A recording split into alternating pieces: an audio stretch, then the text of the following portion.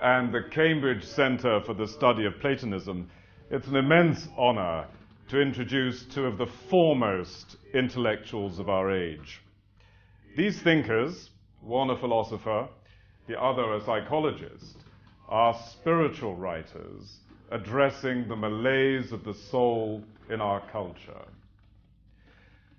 John Stuart Mill, in his magnificent essay on Coleridge, wrote of Bentham, Jeremy Bentham, who above all others men have been led to ask themselves in regard to any ancient or received opinion, is it true?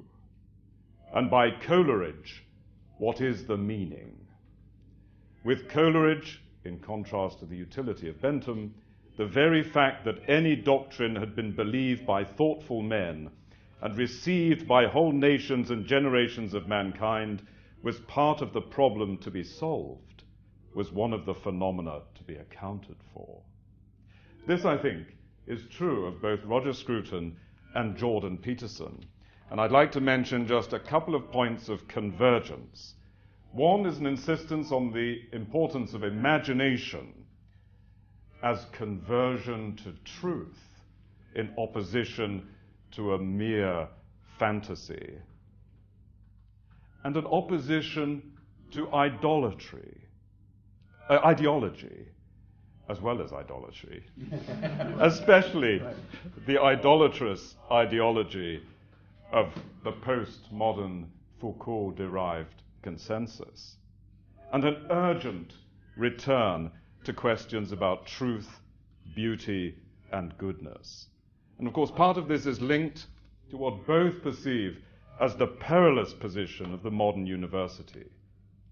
They both argue that continuity of esteem needs to be regained in the humanities, and that the dominant strands of the humanities are leading to an impoverishment of the souls of students. Narratives, both argue, are not just stories of power, but these narratives persist because of their truth. So the importance for both Ralston College and indeed for the Cambridge Centre for the Study of Platonism of both of these thinkers is their insistence upon the relationship between mythos and logos, between story and reason, the insistence upon a hierarchy of values, and their vision of education as conversion to truth. This conversation will be moderated by the president of Ralston College, Stephen Blackwood. Thank you, Doug.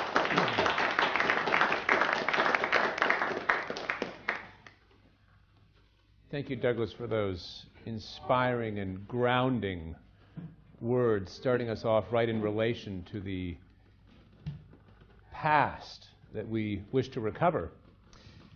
Let me start, I think, with a very straightforward but perhaps difficult question. We're gathered around the theme, apprehending the transcendent, loosely to gather this conversation. And I'd like to begin by asking each of you, what is the transcendent? What does it mean for something to be transcendent? Well, let me start. I take a position which I attribute also to Kant, that we have a very clear negative understanding of it. We, as it were, advance to the edge of our thinking in so many areas, knowing that although there's nothing further that we can say, that somehow the truth has nevertheless not run out. So that negative view, I think, needs to be combined with a more positive view, which tells us that there are other ways, not just maybe not thinking, but some other way of crossing that boundary and, as it were, landing in the realm of the transcendent and knowing it from inside. I think, and that this is something that we understand very quickly in personal relations. That when I address you, I know that I'm addressing something which addresses me too, but from a place where I could never be. I couldn't look at myself from those eyes. And I can't capture the thing that is looking at me from those eyes. But nevertheless, there are leaps of the imagination which can put me in your point of view, and from that point of view I can come to understand exactly what I am, but in a completely different way from simply the ordinary empirical knowledge that I have of myself. And I think that sort of interpersonal understanding, I would say, we can adapt to all the other aspects of our world which are mysterious to us. Music, for instance. But that's a beginning. And I want to return to music a bit later. Jordan. Well, I think it's useful as an adjunct to that. So Roger mentioned that the transcendent is what we bump up against when we realize our ignorance. And so it's that which transcends our ignorance. And that in itself makes it an implacable fact, unless you believe that you have no ignorance, in which case there's no point in furthering a discussion with you. So the transcendent is the fact insofar as it's that which transcends our ignorance. But you can also think about it technically. So, and I think we know enough about how the brain works now, so that, not that we know much, so that useful things can be said about that. You tend to represent the world in the simplest manner that you possibly can that works for what you're doing. And so you don't actually see the world. You see sufficiently useful, low-resolution representations of the world. And if they work, then that's fine. There's no need to adjust them, and they're relatively easy to remember and to manipulate. But now and then you have a misapprehension about someone, let's say, and you have a conversation with them, and the conversation goes sideways. And what that means is that the thing that you thought you were conversing with is not the thing that you're conversing with, and that manifests itself in error. Right? So error is the place where the transcendent reveals itself. And what is actually revealing itself is the reality that's outside and underneath your perceptions. And so what you see in the world, in some sense, is a set of animated cartoons. And a lot of that is actually a consequence of you seeing nothing but your memory, because your brain is organized so that instead of going through all of the difficulty of having to look at the thing in itself, you look at what you assume to be there. And if you can get away with that, so much the better. But the thing in itself is always much richer than your apprehension of it, which is partly why you make mistakes, but also partly why you can continue to garner wisdom in the world. There's always more there than meets the eye. And God only knows how much more there's there than meets the eye. And you can show this even in the religious sense to some degree, because you could say that there's an element to the transcendent that instills people with a sense of religious significance. You can do that by immediately, scientifically, by feeding people chemicals, for example, that disrupt the inhibition of perception by memory. And then that puts them in a place where the transcendent tends to reveal itself, sometimes in overwhelming force. So it's not some fiction that this exists. What's transcendent is more real than the reality that you perceive. Well, let's pick up on that, because the ancients and the medievals had a clear sense that it wasn't the world that was changing, it was we ourselves as we make an ascent towards deeper truths, higher forms of the beautiful, as we ourselves become more self-conscious. So it's not the world that's changing, but us. I wonder if you could say how you understand the nature of that ascent, that movement, and what brings it about. Well, I would be a bit wary of the metaphor of ascent. You know, I think in Plato it's quite clear what he meant, that he wanted us to actually to transcend our earthly perceptions and our earthly way of seeing things and look on the world from a God's eye perspective. And this could be done if we enter the world of the pure forms and so on, leave empirical reality behind. I think actually, insofar as the experience of the transcendent, as I understand it, is available to us modern people, it's not that way that we get it. Perhaps Jordan might be right that there are these drug-induced experiences where things open up to us because old barriers are suddenly swept away. But in my own case, it is the concentration on the empirical reality which at a certain point flips from mere sensory understanding to a vision in that of its communicating something to me. And I think this is what literature and art and music do at their best. They redescribe reality so that it is actually communicating something to you. It's not just there as an inert object before you. And that sense of the transcendence is like discovering yourself in a mirror, seeing in the world as a whole that thing in you that you could never identify in words, you know, the subject which is looking at it. And it's not a mystery, but it's something that you can't then explain. And it's the difference between a good writer and a bad writer, of course, is that a good writer will describe something in such a way that the thing described has the soul of the reader in it. So that might be a distinction in part between the thing and the meaningful thing, right? And that's a very mysterious phenomenon. In fact, in some sense, the essence of phenomenon, because that means to shine forth. You know, as we're surrounded by empirical facts, they're everywhere. There's more of them than we can possibly count, but some of them do emerge and manifest themselves as that conjunction between the factual and the meaningful, and then that's what's gripping.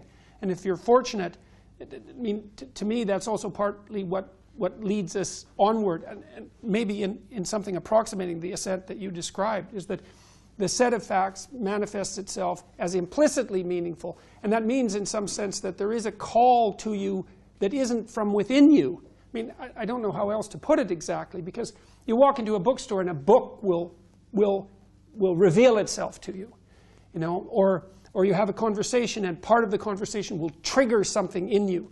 Or you're reading a scientific paper and much of it's dull, and then all of a sudden there's something that sparks outward that's like that's a portal into the transcendent. And that is a place where the fact and the meaning converge. And that's a phenomenon we don't understand very well. It has something to do with its convergence with the narrative that drives us, whatever that happens to be. Yeah, I think that's a good way of putting it. Actually, it connects with the general problem of what the humanities are in the university. I've always assumed that in some way or another, if you're teaching literature or musicology or history of art or anything, you are opening young people to those moments when the world ceases to be a mere accumulation of facts and, as it were, addresses you. That requires literary criticism. It requires opening yourself to experience in a way that it requires a serious education of a special kind. And I think that if we thought of the humanities as directed towards that, we can see why they might be one way to fill the moral void that grows so easily in people's lives. So Jung had this idea, which I really love. It's a very sophisticated idea. It's his idea of how the self, first of all. So the self, for Jung, Christ was a symbol of the self. So the logos was a symbol of the self. So that's sort of, what would you say? It's the divine essence of humanity. And the image of that is a symbol of the self. And for Jung, the self was the totality of the individual across time and space. So it's whatever you are as a transcendent object. That's a good way of thinking about it. And then you can imagine that that transcendent object also has to interact with you and the world moment by moment. And his belief was that those times when that space of meaning opened up, so there was that convergence between the fact and the gripping of the fact, was the manifestation of the self, which is this transcendent object, in the specific moment of time and space, and therefore a call forward to move towards revealing that totality as much as it can be revealed.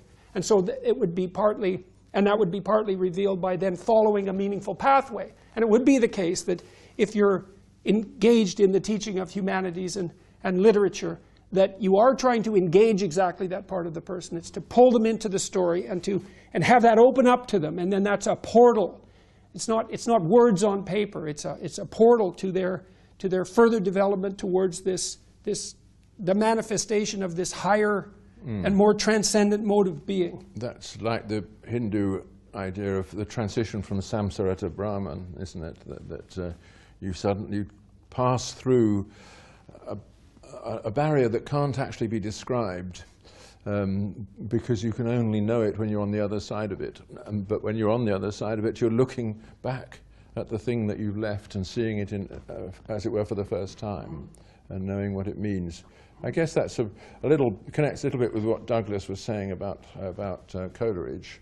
That Coleridge was an advocate of a form of education, a form of knowledge which shows the meaning of things, as opposed to the mere facts accumulated by Bentham and people like that.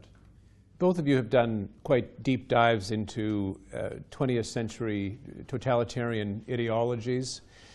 And both of you have been very trenchant critics of the ideology, the various forms of nihilism in our own culture. But I think all of us tire of a kind of negativity that has come to be very prevalent in our culture. Not simply the nihilism, but then we can criticize the nihilism. We ought to criticize it. Both of you have been brilliant critics of it. But what I take to be at work in both of your in the work that both of you do is not fundamentally criticism, but a turn towards something positive, a recovery of a sense of the transcendent. I'd like to have a turn for a moment to what does that recovery look like? Where do we start? Well, if we're thinking intellectually, the world of scholarship and education that we both belong to has turned, as you say, in this negative direction, always preferring debunking explanations of everything, reducing them to the lowest motive, that it's not truth but power that we pursue, and all that Foucauldian nonsense. And I think the only response to that is to come up with bunking explanations, so to speak. Try to put back into the subject matter one's own inherent belief in it, and to recognize that, that we're not around on this earth for very long, and we do have an obligation to find the things that we love and not the things that we reject.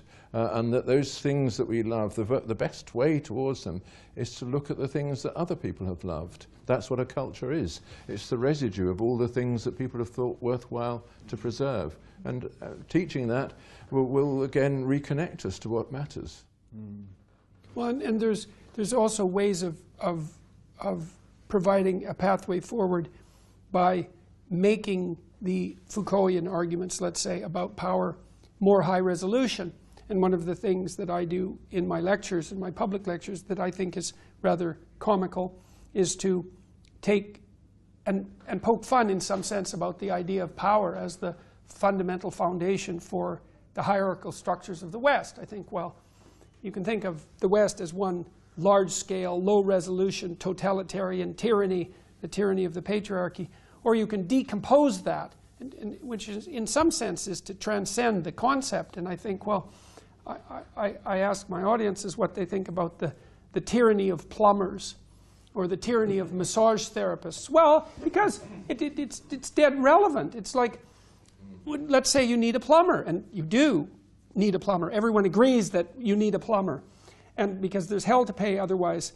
And then the question is, well, how is it that you go about selecting a plumber? And the answer isn't that there are roving bands of tyrannical plumbers that go door to door telling housewives that if they don't use their services, the service of the most tyrannical plumber, that there'll be mafia-like consequences.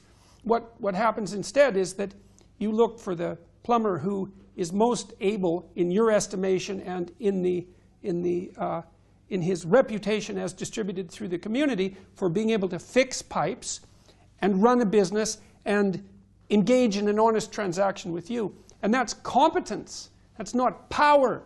You see, and what I see as most corrosive about the postmodern types, especially those who've derived themselves from Foucault, let's say, is that the idea that every hierarchy, or the hierarchy as such, is predicated on power is actually an assault on the idea of competence itself. And that, in turn, is an assault on the idea that there are real problems that can actually be solved. Well, then if you dispense with all that, and it's only power, there's no real problems to be solved, and there's no noble ways of solving them, even in as concrete a manner as a good plumber would solve them, which is not a trivial thing. And so then you deprive people of that sense of purpose in their life, even at the high resolution levels. You know, and I've insisted in my lectures that, you know, if you're the sort of person who runs a small diner, that it's incumbent on you to run the highest quality small diner that you possibly can, because what you're doing there is not merely providing people with basic nutrition. There's way more to the space than meets the eye.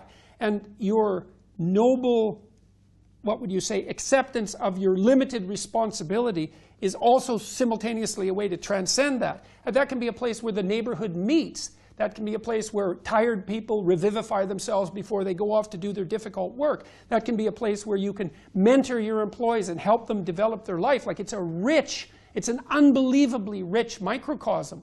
And to take on the care and tending of that microcosm as a responsibility is also a great pathway to meaning, and a necessary, and meaning is something that's, well, not epiphenomenal and not dispensable, but absolutely central to human thriving in the psychological and practical sense. Yeah, but we do have to try and understand why it is that there is such a charm in the Foucauldian position. Why is it that people want to believe that all the best things, what we think of the best things in human relations, are simply disguised forms of manipulation? You know, that the whole feminist view of the relation between men and women, for instance, which is founded on this deep myth that men are exercise power as a gender, to use the fashionable word, over women, and that all study of this is just a way of revealing that power and the capillaries through which it flows. You know, I think there's a will to believe this, and why is one of the big questions that I think we have to try to understand.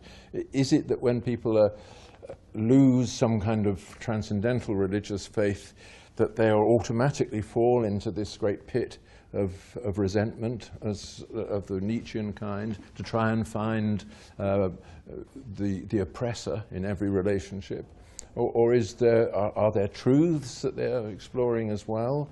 Are there forms of power or forms of human relation that look like power from one aspect, but are perhaps also look like tenderness and dependence from another aspect, and that they've just are emphasizing one half of it, or something like that? I think there are real questions as to how it is that our culture has got into this position. Yeah, well, that's the question below the claim of power. And so, I mean, I've thought about that to some degree, and here's three possibilities.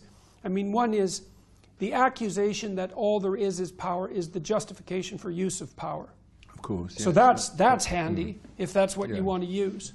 So then there's another problem, and that goes along with the failure, the willful failure to distinguish competence from tyranny and power, let's say, because we might think of power as unearned authority, something like that, because we need a definition of power. And I think that there's a resentment at work there that's very, very deep. I think it's deep in the biblical sense, which is that there is a proclivity for those who do not manifest what they could manifest in the world and thereby fail to watch the success of those who do manifest what they could manifest in the world and succeed, and become embittered by that, tremendously embittered, and then to label that as power and then to attempt to destroy it, because it's simpler to do that than to do the radical internal retooling that would be required to set things straight internally.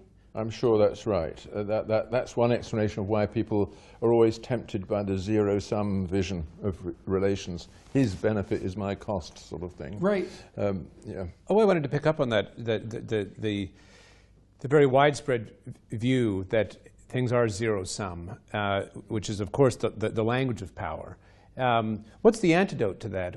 How does one overturn the the ideology of power, how does one transcend that with a non-zero sum truth or approach to life? Well, I personally would say that the first thing to recognize is that there are positive sum games. You know, that's what the real theory of the market tells us, that there are whole realms of human transactions where both parties gain from their shared engagement. Though that won't drive away the real source of this difficulty, it has something to do with what Jordan was referring to, you know, that people's resentment at the success of others when they cannot match it, or cannot easily match it. Or will not match it. Or will not match it. Which is even worse. Yes, exactly. And because of the labor of reconceiving your own position in such that you actually have to do something about it. You know, that there's something lazy about the zero-sum vision, but it's not a vision that successful people have. You know, it's not a vision that they have at any level of reality, and you can actually combat that to some degree by making it high resolution again, by making examples. It's like, because very few people actually believe, once they observe, that all the relationships they've had with other people have been zero sum. Now, you might get some very disadvantaged people, and these people do exist, who've been taken advantage by virtually everyone they've ever encountered in their whole life. Like, that does happen. But most of the time, all you have to do is remind people. It's like, well, think of someone that you loved. Even briefly, think of a friend that you've had. It's like, well, you successfully negotiated with that friend to do things together, because otherwise it's not a friendship. And it has to be successful negotiation, which means your friend has to be happy with what you were doing, and you have to be happy. And then wasn't it the case that you were both happier doing that than either of you would have been doing something else alone? And isn't that evidence in your own action and your life for the existence of non-zero-sum games? And they're dependent on successful negotiation. Is we can both have more than we would otherwise have if we can come to a consensus about what we'll both pursue. And it's very few people, when you make it personal like that, and high resolution again, it's very few people who are willing to pursue their ideology of a zero-sum reality so far down that they'll actually use that to characterize their most intimate relationships. Now, I would say that someone who does that by temperament is literally psychopathic, because the psychopathic view of the world is absolutely that it's a zero-sum game. Yes, I think that's right. But of course, we have a whole body of literature about sexuality which is trying to establish that sexuality is the exercise of power of one person over another. You get it already in Sartre's Being and Nothingness, where he it's almost by logic that serious sexual desire for him ends up as sadomasochism, because you cannot extract from the other that gift of his freedom, which is what you're looking for, because his freedom is his and not to be obtained by you. And therefore you can only do this by sort of tearing at his flesh, getting him to confess in the extremes of agony that he can't do it. You know, this kind of thing, you know, that's a very perverted vision of what sexual relations are, but you get that image used by Simone de Beauvoir and all kinds of feminists to essentially to delegitimize the idea that there is such a thing as love for the other sex. Well, I think it also masks a more fundamental problem that's really a biological problem. Like, it's a misapprehension of a genuine problem. But part of what sex does is temporarily subordinate the individual to nature and the species.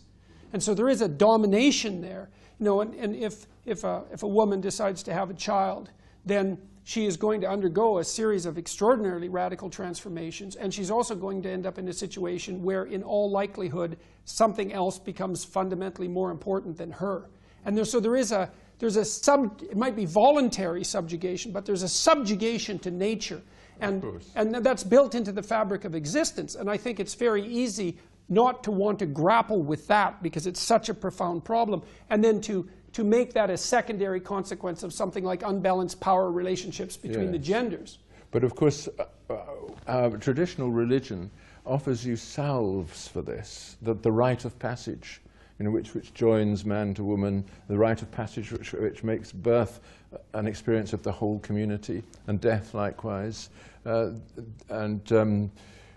sense also in these great events, one is occupying a position in a moral space that has been occupied by generations before one, and so on. This normalizing of these huge transitions, I think, is something that we've always depended upon religion to provide. It's the sacralizing of it. Yes, and having taken that away or ignored it or tried to live without the idea of a sacrament, and we're actually at a loss when these great transitions occur. Well, and it is because it is the case, in fact, that to engage in the integration of sexuality with your individual life is a series of sacrifices.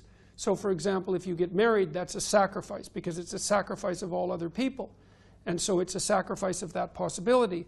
And then to have a child is the sacrifice of all the things that you could have done otherwise than having that child.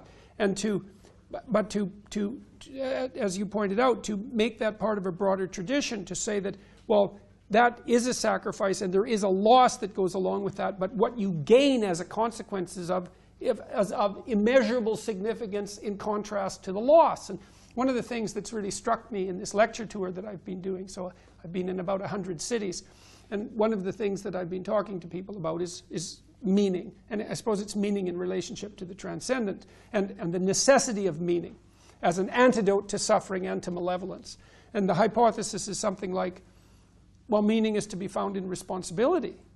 And this is it's a revelation to people because they haven't conceptualized it that way before. It's like meaning isn't it isn't happiness, and it isn't self-esteem, and it isn't momentary pleasure. It isn't any of that. It's the bearing of a sacrificial burden, and that actually works to enrich and ennoble your life in ways that make the tragic element of it tolerable, and to keep you from bitterness.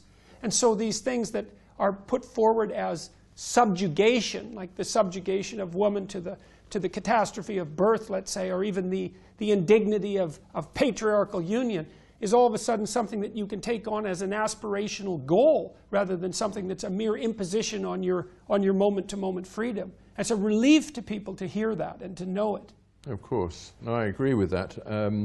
But there is also the sense that in the world in which we live, where obviously people have been detached to a great extent from any continuous religious tradition, there still is a sense of loss, isn't there? People they know that they're missing something, but don't know quite how to identify it, and that's one reason for them thinking that it's been taken away, something's been stolen from them, and they look around at the people who are at ease in the world and successful and seem to be on good terms with themselves, and think of them as the ones who've done the stealing, and that is a dangerous attitude, and I think it's surely that is part of what erupts in all these strange academic disciplines like gender studies, which simply have as their goal the undermining of the existing order without anything positive to put in its place. And I don't know whether those academic studies recruit people all the time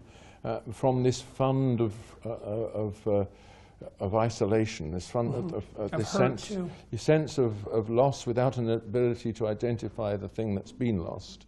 That's the cult-like element of them, because they do, I would say, to some degree, prey on people whose interpersonal relationships have been irreparably damaged. Right. So I have a hypothesis about the feminist end of the postmodern radical leftist movement. So, and this isn't something I've talked about much in public, but here goes. This should get me in lots of trouble. So and there's a variety of things that are tangled together here. So we don't know how female biology would manifest itself politically. Male biology does. Female biology is going to. And that's because female political activity on the largest possible scale is a relatively new phenomenon.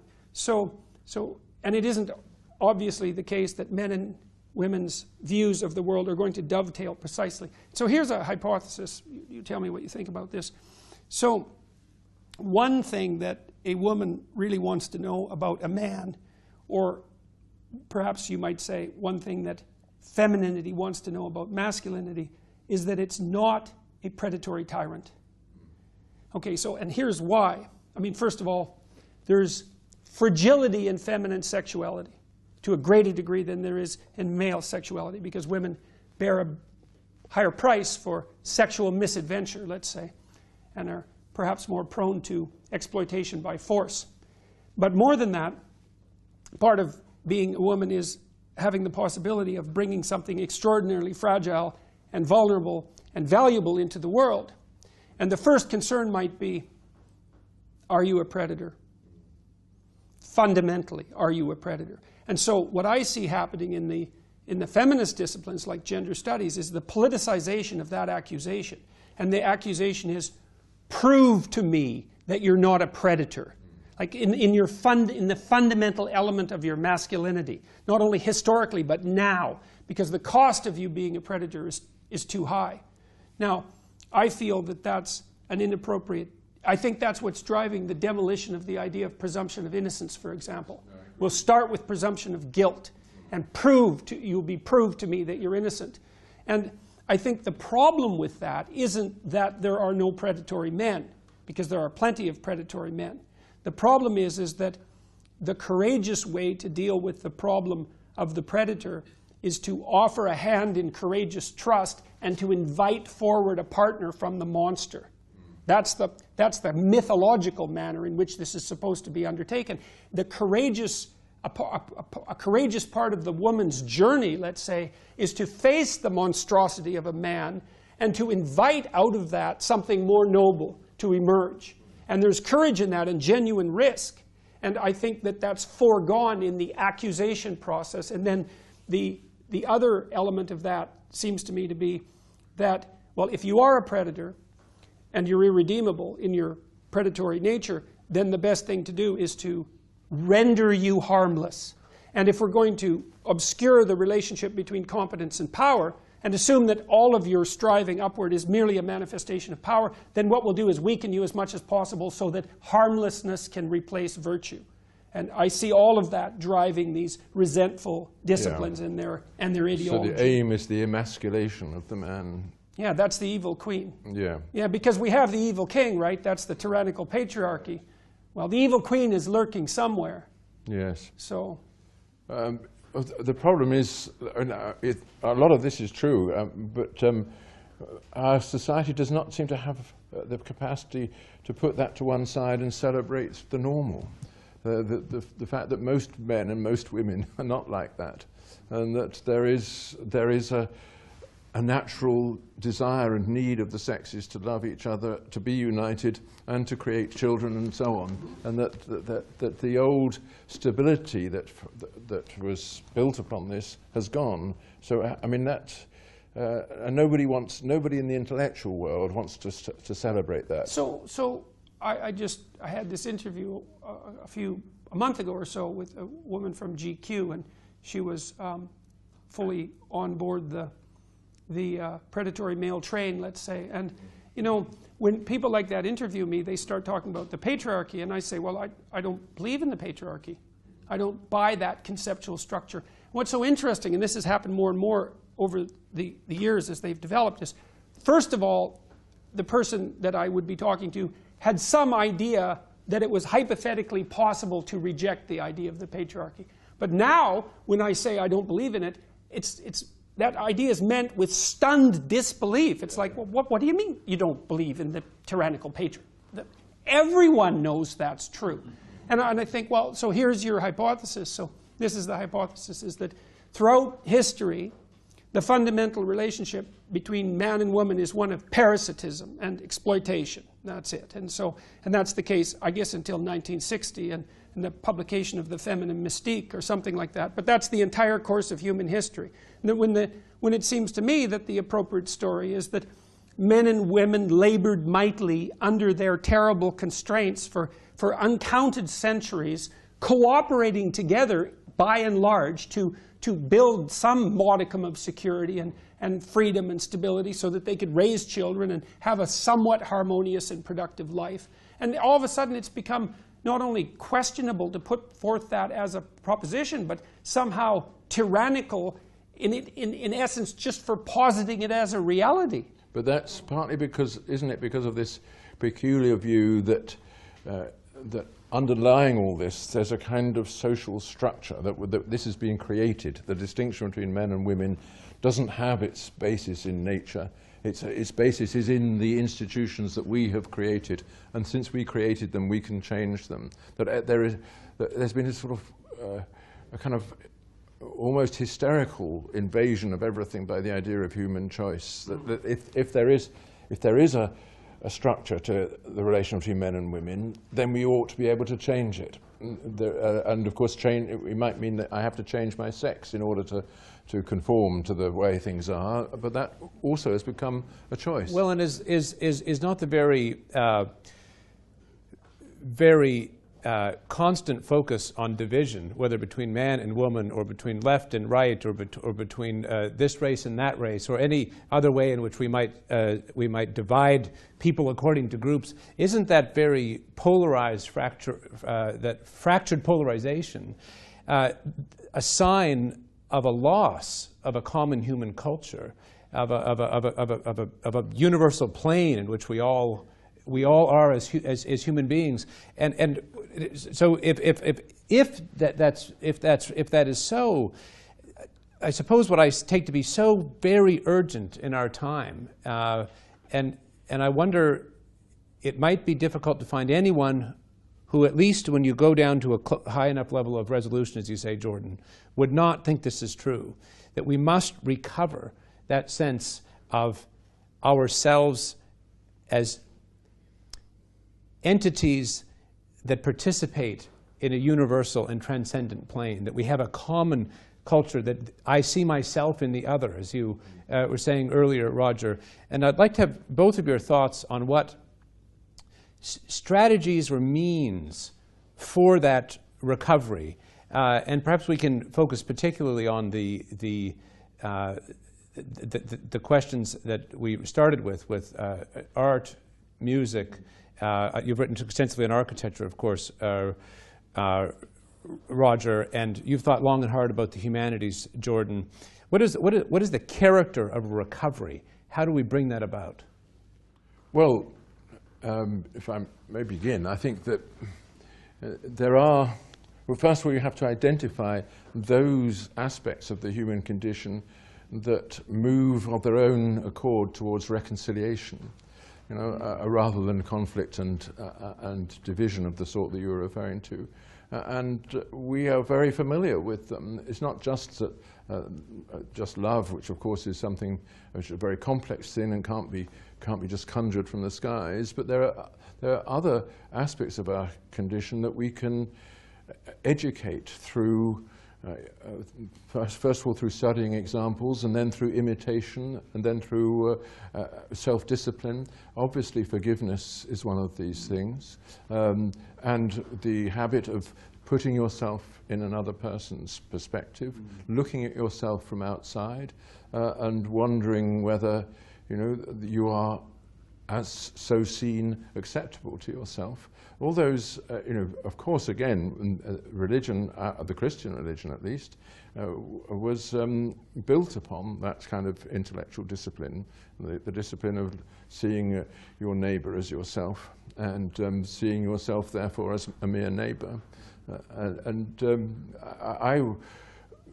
I suspect that we have to revive those basic moral disciplines, not for the use of people who don't have the overarching faith, the belief in the transcendental judgment to which we will be all called, but who nevertheless have to be shown that we do live our lives as an object of judgment nevertheless. And here are some guides. Just read Anna Karenina, for example. I know it takes a long time for Facebook-addicted youth to read Anna Karenina, but there's still hope, And they're likely to listen to it if it becomes an audiobook. Exactly. Well, because maybe more people can listen than can read. I mean, so let's think about literature for a bit. And so, Now, if you read something like a Dostoevsky novel or Anna Karenina, you're not really reading the account of a single person's life. What you're reading is, it's like the author has taken a variety of lives and amalgamated them and unified them into something that's like a compilation of lives. So it's like life writ large. So that's what fiction is. It's more true than reality, because just like a mathematical abstraction can be more real than the thing that it represents in some sense, the fiction is, it's like a portrait. If you sit for a portrait, you'll sit and the artist will paint you, and then you'll sit again, and then you'll sit again, and then you'll sit again. And so the portrait is actually a composite of you. And so it's got a richness sometimes that a photograph can't match. And a fictional character is actually a composite of many people. And so the opportunity to read a great work of fiction is the opportunity to place yourself in the perspective, not of merely another person, like you do in normal discourse in a mundane setting, but to place yourself in the perspective of a compiled character. So I've experienced that extraordinarily powerfully with Dostoevsky's Crime and Punishment, to put myself in the position of this student who was nihilistic and who had every reason to commit murder.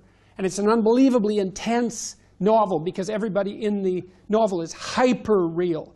And we think of fiction as falsity or as untruth, and it's not. It's abstraction, and abstraction isn't untruth. It's more than truth often. And so the humanities can help us walk through the souls of others. And because we can imitate, and it's one of our primary remarkable, miraculous abilities, we can imitate the compiled characters that we encounter in literature and mythology and religion. And that does help flesh us out and ennoble us. And we can I just wrote the foreword to Solzhenitsyn's 50th anniversary version of the Gulag Archipelago, the abridged version, and I ran across his fervent wish that people could learn from what he communicated, all the horror and suffering, to put themselves in the position of both the perpetrator and the accused simultaneously, and to decide that that's not the road to walk down. And so the advantage of placing yourself in the position of other people is that if they're good people, then you can be like them, and if they're not good people, then you can avoid that pathway. And then you don't have to learn that through the agony of direct personal experience in the short span of your life. There's nothing greater than you can do for people than to introduce them into those patterned stories so that they can gain from the catastrophes of the past. No, I agree with that. But of course, in fiction, one's also concerned to identify, if you're writing fiction, identify with a character in order to understand that character, because it's not as though you can't actually grasp a character from the outside. You have to be able to see through his eyes what the world is in which he is, and that is, I think, an exercise of the imagination which I value greatly. You don't necessarily come to a conclusion that therefore I don't want to be like that. It might be just enough to say, now I see that's a possible human being, and your knowledge of the possibilities is amplified, and your sense, your ability to position yourself in those possibilities also, I think. Right, so that's a matter of differentiation as well as direction. Yes. Now, and I think sometimes in my more dire moments that this opposition to cultural appropriation, right, so the idea that I'm not allowed anymore to imagine myself, say, fictionally as a woman or as a character from another ethnicity, or even to play the role, that role as an actor, I think that it's part of the assault on the idea of the individual and the non-zero-sum game, because it precludes the possibility that I can take on the role of another in an understanding manner and actually facilitate a dialogue. And that undermines the claim, I would say, that everything is only a secondary consequence of power. Because if I can actually bridge that gap well then I'm not isolated in my group or my ethnicity or whatever it is. I can become partly you, and we can communicate. And I would say because of that, literature and art is a great threat to ideology, especially of the group identity kind. And of course they're perfectly aware of that, which is why the radicals on that side of the equation are doing everything they can to I had a reporter from the New York Times who wrote a rather scurrilous piece about me. She had done a literature degree at Columbia, a bright woman, and she told me in all honesty and in apparent transparency that she had no idea, this is how deep this has become saturated into our culture, she had no idea until she had graduated from Columbia that there was any other way of reading a work of literature except through the postmodern lens. And the postmodern lens is, well, who are the groups that are being represented, and what power games are at play, and who benefits? And I mean, I don't know if, because she turned out to be quite a strange person, but so I have no idea if that was a ploy on her part, or whether that was like a naive, what would you call, confession. But it's increasingly the case that that is how literature is taught. In my home province of Ontario, the Elementary Teachers Federation of Ontario wants to start teaching literature from a postmodern critical perspective in elementary school, to demolish it. Well, there we are. I mean, I'm in favor of cultural appropriation. I mean, I'm a product of it. I appropriated the idea of the English gentleman, and I try and made myself be it. I know it's a failure, because that's part of doing it well. But I've understood the world from the inside in another way. But I just wrote a book of stories which was just reviewed by somebody who says, these stories make cultural appropriation into a virtue. So I felt good about that. But they begin with an inside view of the psyche of a terrorist, of an Arab terrorist who has a legacy of vengeance, and who is a failure, and whose loss I try to make real in the feelings of the reader as he reads it, and then the subsequent stories show the same kind of loss in completely different people. So I wanted to bring up that book of stories, actually, Souls in Twilight by Sir Roger Scruton. It's a series of 5 short stories, 5 I think, is it? 5 short stories, each which are portraits of a character at a certain moment in time.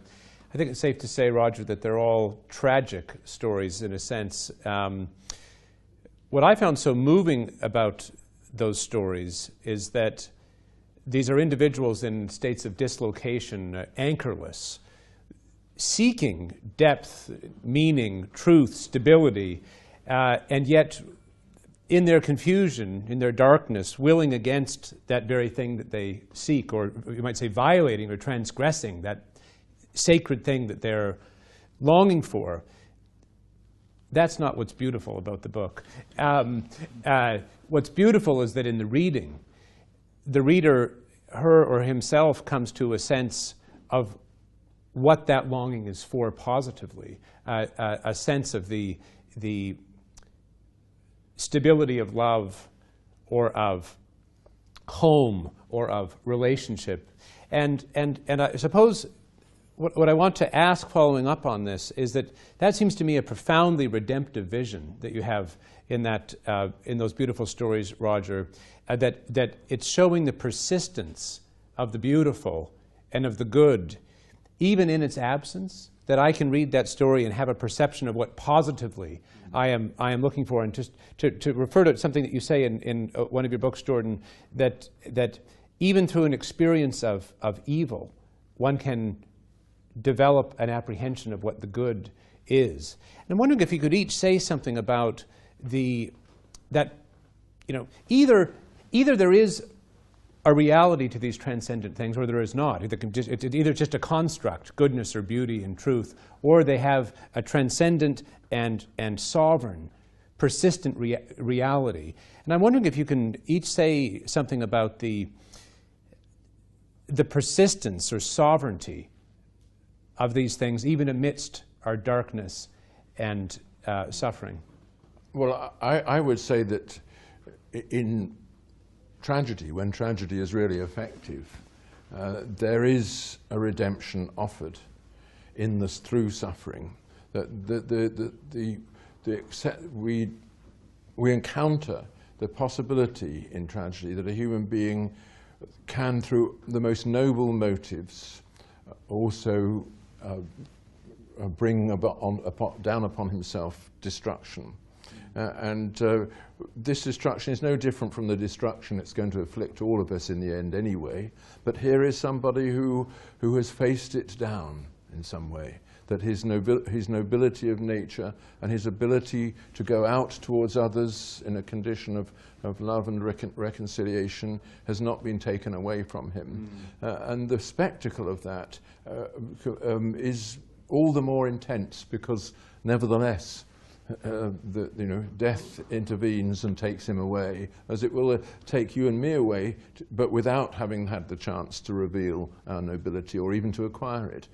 So I think that for that reason, it's very important that in literature, noble characters are seen in a condition of loss sometimes, and their redemption comes because even though they've lost what we all must in the end lose, there is that in them which is struggling towards reconciliation with their own condition and with others. It's the sense that they are living as another and not as a self. That's I think is a crucial thing that we see. The Gulag Archipelago is often viewed as an endless documentation of the horrors of the Soviet enterprise, but it was an investigation. It was an experiment in literary investigation. And that isn't what the book is about. The book is about Solzhenitsyn's observations of people in those terrible situations who did not contribute to the terror and who transcended it. And the unbelievably powerful impact observing that had on him, and the personal transformation he underwent as a consequence of observing those people, and the decision he made because of seeing them in their ultimately tragic circumstances, transcend that to transform his life from the bottom up, and to write this great book and to reveal the utter catastrophe of that entire ideological movement. And so you do see the light most clearly when it's superimposed against the darkest possible background. And great literature which pulls people way down into the depths, and in this compiled fictional manner, then it also does at the same time highlight what's the opposite of that. So, in my reading of your work, both of you, there's an implicitly theological character here, and we can't speak about the transcendent in a certain sense without being theological. Why is it that we can't the lights just can't be completely shut out? I mean, if evil and darkness were the sovereign principles, as it might we say metaphysically, well, it could just be the lights could just be completely blackened, and yet that's not what we see. And I'm wondering if you would each comment on what you take to be what might be a theological articulation of the facts on the ground. If the facts are that you can't shut the lights right out, that they're still there, what's going on there? I totally agree with what Jordan said about the Gulag Archipelago. And that goes back to Dostoevsky's From the House of the Dead. His account of being in a Tsarist, much milder kind of imprisonment, but nevertheless it was full of... Almost a vacation home. Yeah, in comparison. No, I agree. But nevertheless, he described these characters for whom everything had been taken away. But he also notes that in each of them I can find the spark of God, something which Janacek repeated when he made this into that wonderful libretto for his opera. And Janacek tried to show in music how these derelict characters will suddenly shine with that light from another source. It doesn't come just from what they are in those circumstances, but from something higher. And I think, I would say one is always obliged to use metaphors when we get to this point, but it is true that you can find in someone, even in the most deprived and desolate circumstances, that on which you can blow to cause the spark once again to light up inside him. And that is as far as we get to meeting God. But there is no reason to think that we need to get any further, in my view. That's what everybody saw in Maximilian Kolbe when he offered himself in Auschwitz for, as a sacrifice, and why he was canonized.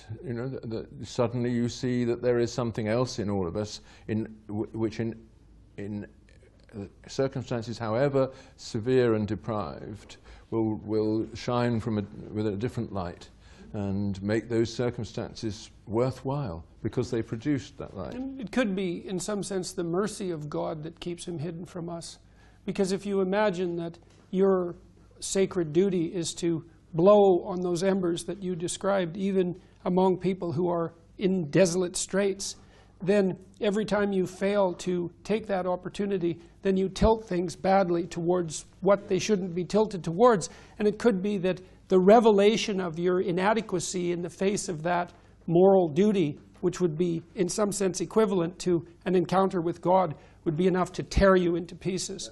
And so maybe you get glimpses of that now and then, because that's all you in your current depraved moral state could stand of seeing of the face of God. Yes. And I think there's something to that. That's what Simone Weil says, things to that effect, I think. Yeah, and yes, I often heard in the old communist days when I used to travel around Eastern Europe and meet people who are in really dire straits, they said similar things. That God would reveal himself, but in these circumstances, the revelation will be something too strong for what I could bear. It's a beautiful image you've given us, Roger, of blowing on the embers within, blowing on the embers of transcendence. I'd like to ask you both about the forms of culture and institutional life that produce that blowing on the embers in the individual. It seems to me both of you have a very deep sense of the dignity of the human individual, of the individual's connection to the transcendent, the grounding fact of our existence. What would be the forms of culture that we would say to be necessary or most inclined to foster in the individual that blowing of the flame? I think the most accessible form for most people is music. And music, to me, is the most representational form of art, because I think that the world is made out of patterns. And we perceive some patterns as objects, but fundamentally it's patterns. And what you want is all the patterns of the world to interact harmoniously in something where every element is related intelligibly to every other element. And I think that when your life is in harmony, then you can feel that. And when you're dancing to beautiful music, you're acting that out. It's the music is the music of the spheres, and you're participating in the patterning of your being in accordance with that structure, and that gives you an intimation of transcendence. And it's not criticizable. That's the thing that's so lovely about it, is even as our society has become more cynical and more self-destructive and more deconstructionist, the power of music has in fact grown, because it speaks to that eternal harmony and the reality of that eternal harmony in a way that mere intellect cannot deny. And I mean, I was always amused. I went to this show, the Ramones, a punk band from New York. It was the loudest concert I'd ever heard by a good factor of 10. My ears rang for like 3 days afterwards. And there were all these like nihilistic punk rockers all crammed into this theater. And below me, there was a mosh pit. And it was like ants on a frying pan. They were just smashing into each other and throwing people around up above them. And it was quite rough. And they were all having this beautifully transcendent musical experience which belied all of their nihilism. And they absolutely thrived on it. It was like, and even the lyrics were harsh and nihilistic, but it didn't matter, because the music, even if it, in its rough form, was something that united them in the sense of this like patterned beauty and brought them together. And so exposure to music, people die without music. It's like music is everything. I mean, it's not everything, but I beg to disagree about the beauty of this particular experience. I think actually dancing is an extremely important phenomenon, partly because traditionally dancing was dancing with someone. The with has been taken out of dancing. And the head bashing and so on that goes on with heavy metal and the like is dancing against someone. You know, the withness of the dances, I think that's something really, we see it in Scottish reels and things like that, where the whole community is dancing in an orderly way, recognizing that their need for law and order and taking pleasure in it. And I find that very near to a transcendent experience. I feel a kind of narcissism has crept into the dance through recent forms of dance music, but I mean that's my old geezer attitude. Or is it simply to say that that the principle itself is sovereign? If one thinks about the logic, for example, of Dante's Inferno, which has ever more degraded forms of knowing and loving, that the mechanism of the nature, you might say, the nature of the soul is the same at the top of Paradise as it is at the bottom of Inferno, but it has these infinite gradations of wholeness. And so I don't think we have to say that the mosh pit is equivalent as a work of art to Beethoven or Palestrina or Janacek, but rather that perhaps what's going on in that is nonetheless a longing for the pattern and the recognition of the other that you say. But your original question was how do we coax people back into that into a life which is based on the recognition of the other rather than the gratification of the self, because that's essentially what we're talking about, I think, with today at least. And I would say teaching people how to help others. The role of the teacher is a very dignified one, but it is only so if the teacher actually thinks that he is helping the pupil to a body of knowledge that he has access to. And that sense of helping other people is a very rare thing, and it's made more rare by the welfare state and the ready availability of subsidies for a subsidized life without leaning on any particular person. You know, and I think relations of dependence are actually very positive if they're accepted on both sides. You know, and I think it's something that we don't teach. The Boy Scouts movement and all that, they used to teach young people these things, teach people how to go out and help those who needed them, and how to make those little day-to-day sacrifices. And eventually, through the process of imitation and imagination, a character grows based on that.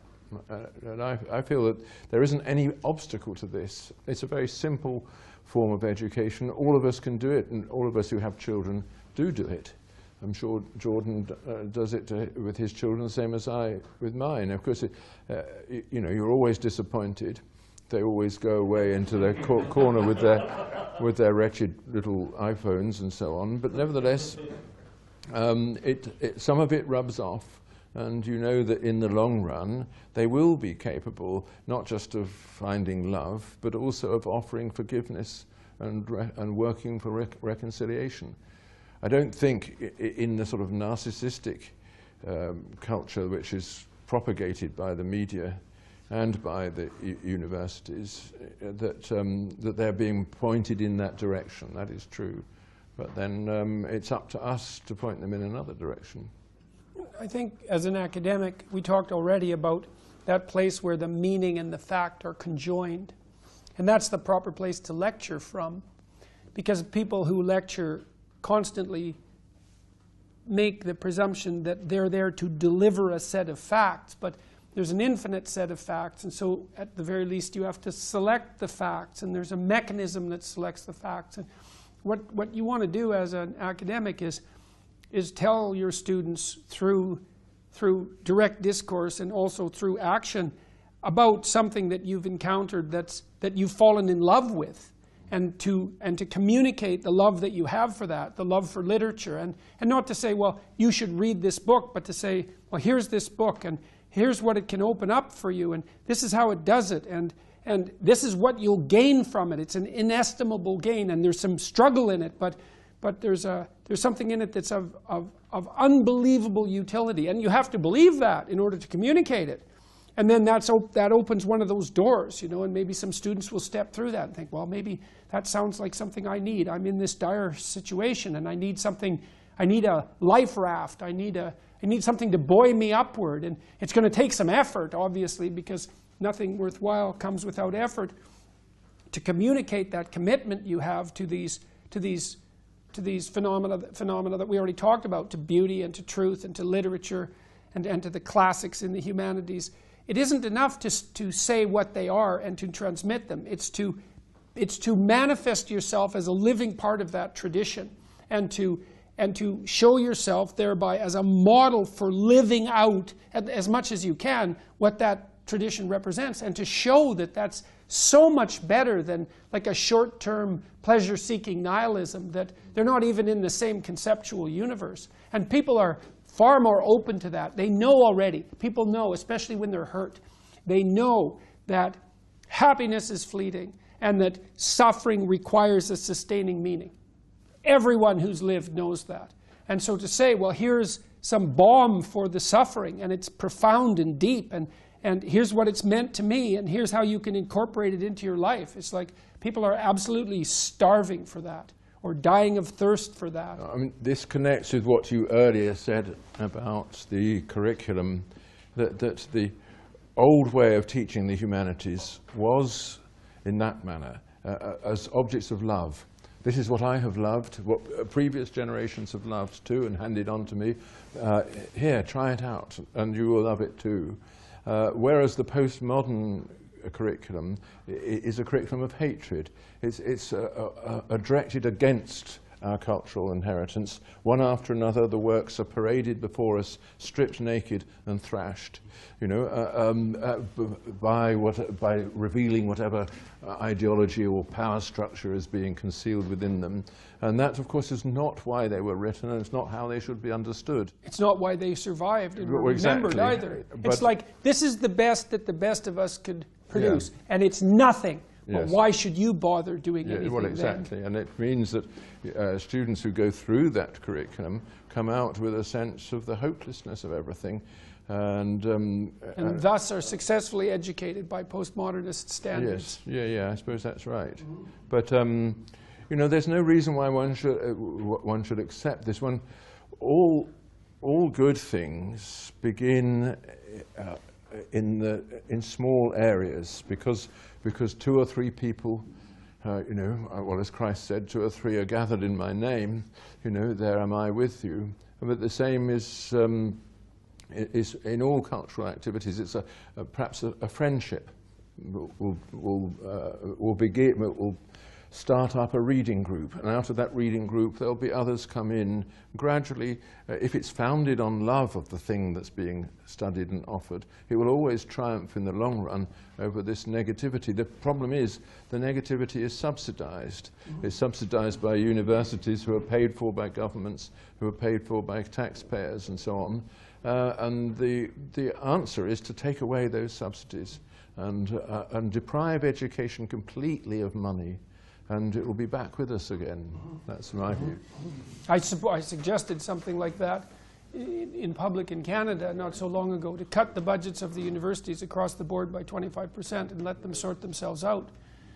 But the no subsidy idea at least forces those who provide education to do it purely on its merits. And the fact that these counterproductive disciplines, let's say, have been subsidized for so long has given them a power that's far, far outstrips their credibility and their attractiveness. Right. Now, I wanted to point out, well, this chat may be seen by a few people online at some point, and draw attention to the fact that we're all wearing poppies, which of course is a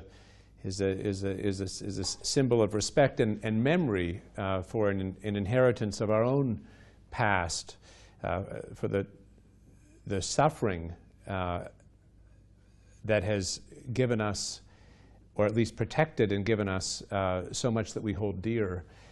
I'd like to ask you both about memory and the inheritance of the past, and what it means to have a pedagogy, what it means to have a pedagogy of the transcendent in relation to our past. How do you open those doorways, and perhaps if the Spirit moves you to speak about works that you love, that you've been able to open up to others? One of the reasons for remembering, in the way that we remember the armistice in the First World War, one of the reasons is gratitude. And gratitude is in short supply in our societies today, and it's the greatest gift that we can offer, in fact, to people who are dead, because what else can we do except to acknowledge what their sacrifice?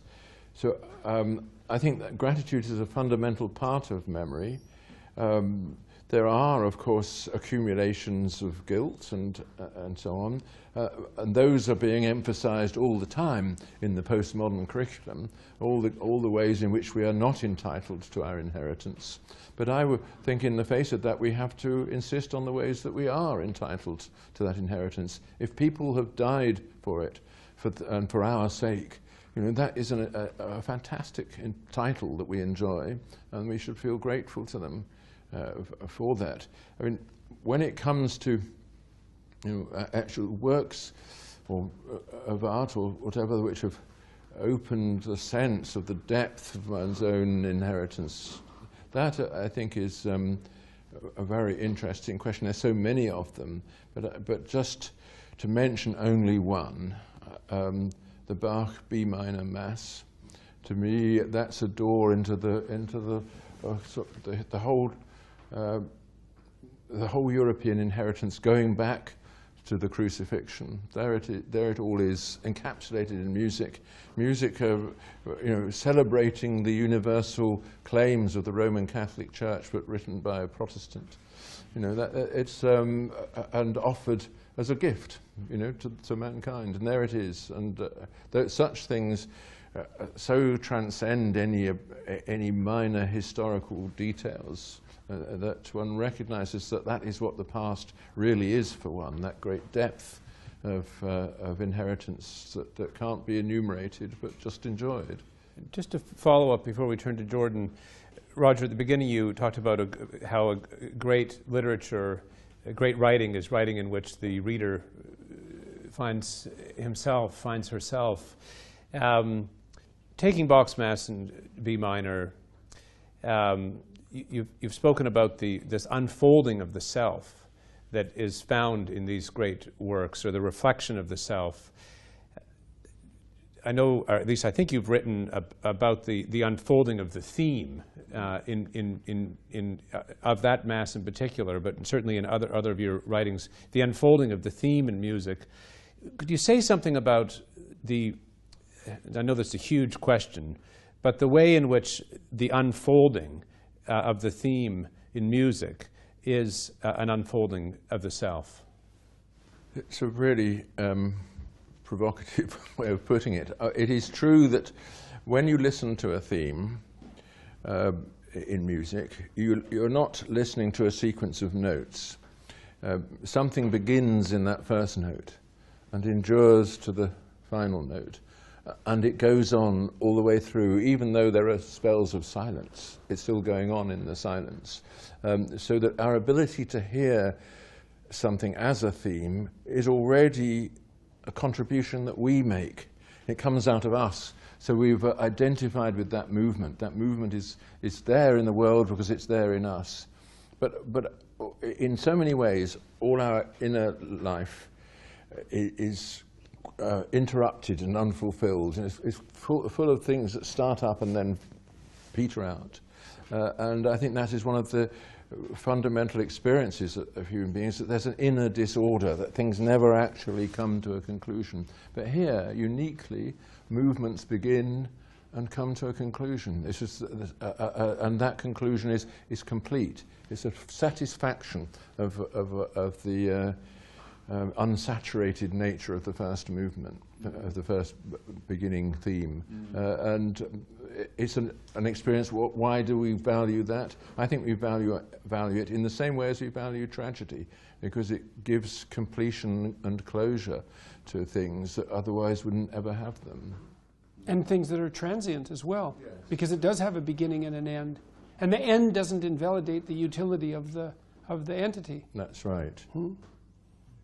So in the gratitude, I mean, that was exactly the theme that sprung to mind for me as soon as you asked that question. I mean, one of the things that I find profoundly disquieting about the modern radical, what would you call it, ideology that is so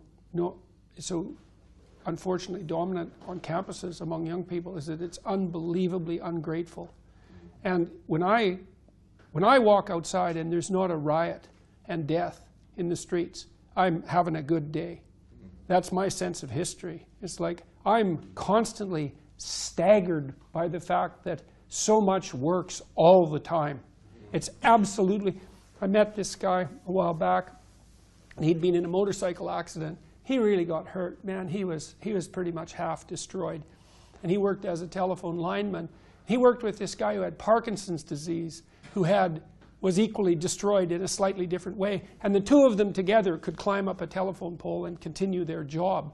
And I thought, this unbelievable infrastructure we have that is just an absolute bloody ongoing miracle is sustained by people exactly like that, you know. They're having very difficult lives. In a country like Canada, they go out in the middle of the bloody winter where you die. It's frigid. And something breaks and they fix it and the lights are on. The lights are on all the time.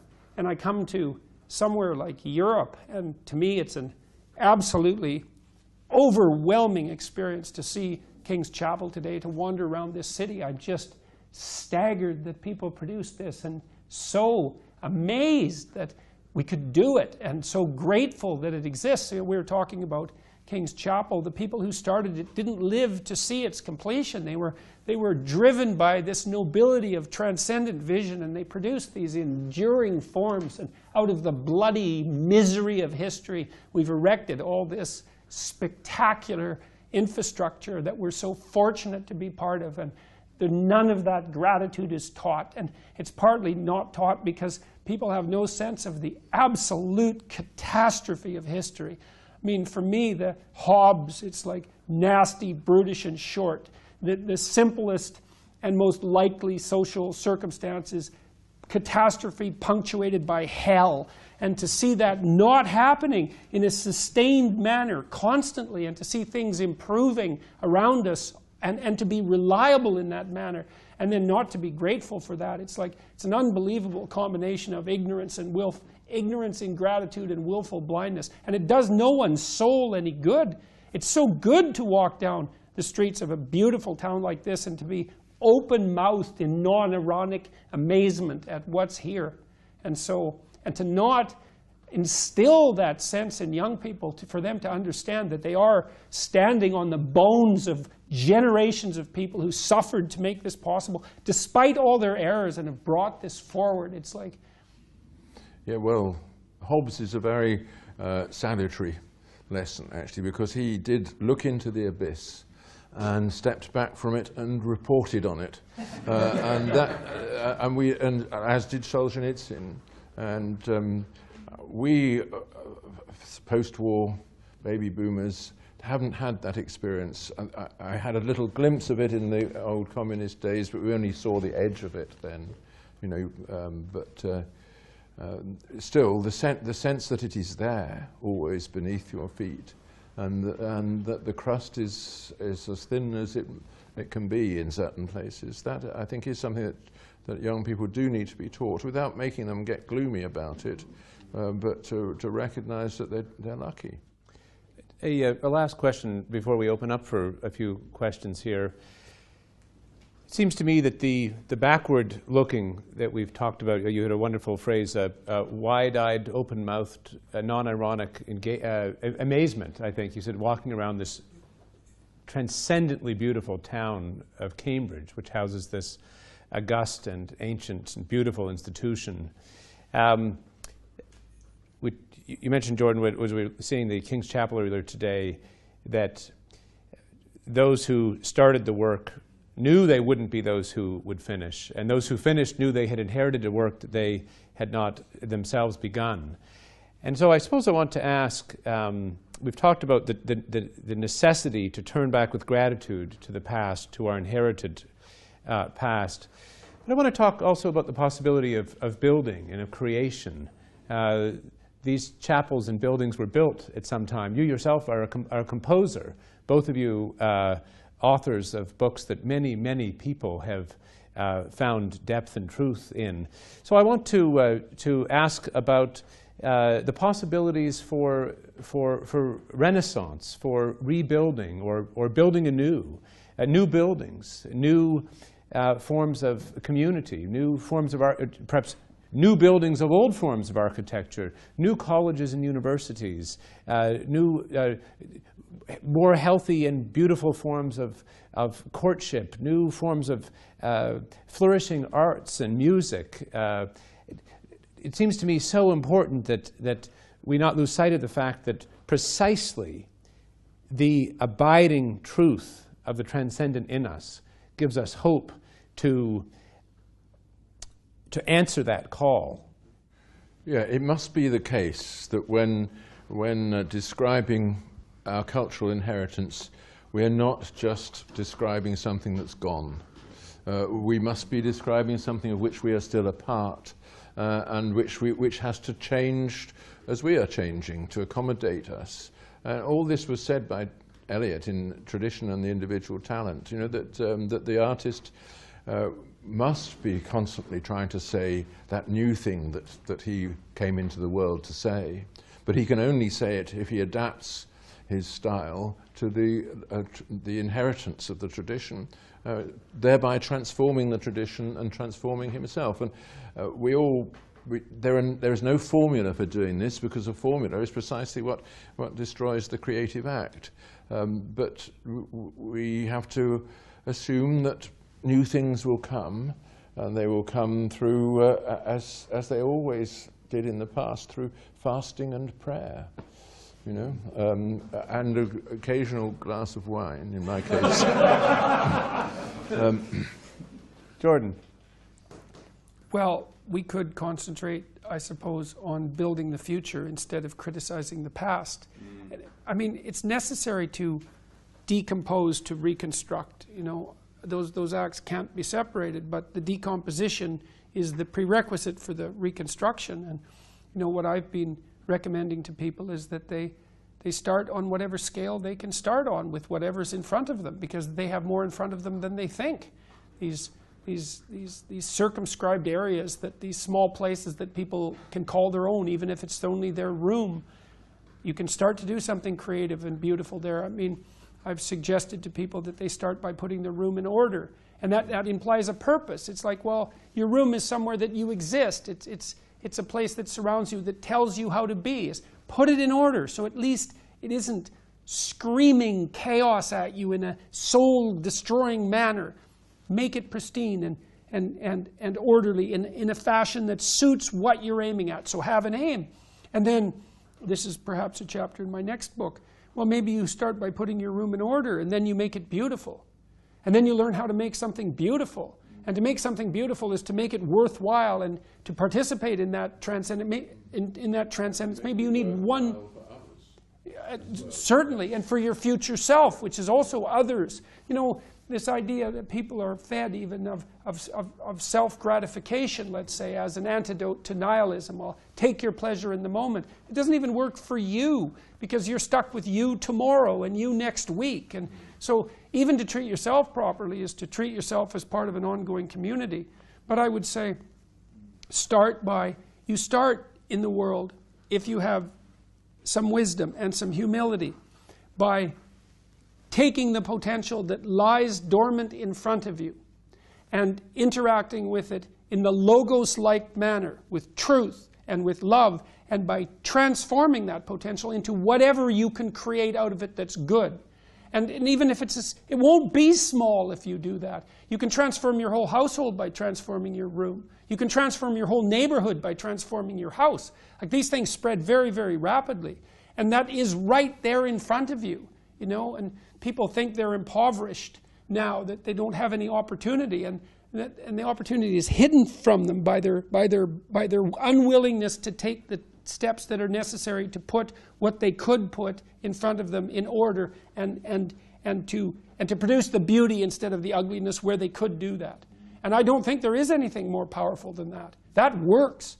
I've had thousands of people tell me that it works, you know, personally, and come and talk to me every day now on the street and say, my life was in terrible disorder. I had no vision. I wasn't abiding by the truth. My relationships were fragmented. I've decided to make something of myself, whatever that might be. I've decided to adopt more responsibility and to tell the truth, and things are incomparably better. And so that's there for everyone to take, and regardless of your circumstances. And I know that some people have what appear to be larger opportunities and more privilege in front of them, but that also makes their commensurate moral responsibility larger. So there's a certain balancing that's a natural consequence of that. So now, recognizing the nature of the finite, there's a train one of us needs to catch. We're going to have to draw this conversation to a close, but not before we've all had a chance to thank both of you for everything you do to fan the flames of the transcendent for your readers, for your listeners, for all of us. Thank you very much, both of you.